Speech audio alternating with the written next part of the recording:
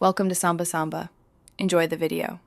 You start by confirming the ASIN shows currently unavailable in Manage Inventory and not another status. Check SKU, FNSKU, and UPC/EAN validity because missing identifiers often trigger blocks. Look at account health and shipping settings to ensure orders won't be prevented. Also verify available quantity and inbound shipments. Once done, remove any temporary zero quantity holds and update product identifiers or supply documentation.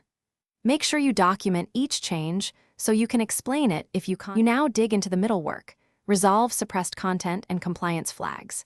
Update title, images, bullets, and mandatory attribute fields because Amazon hides listings with missing data. If Amazon asks for proof, upload clean invoices, authorization letters, or safety certificates through the case log. Use clear file names and reference ASIN. If the issue is missing GTIN, request a GTIN exemption and correct product taxonomy mapping. Once you submit documents, note confirmation ID and expected SLA so you can track progress. You finish by confirming that changes propagated and the listing returns to active. Open a concise seller support case including ASIN, SKU, screenshots, invoice or authorization PDFs, and any confirmation ID.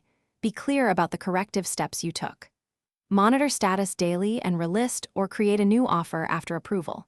If still blocked, escalate with a structured plan of action and consider a professional appeal service. Troubleshooting tip: if responses stall, reorder documentation clearly and request review escalation, referencing prior case ID. Thanks for watching. Consider subscribing if we helped you.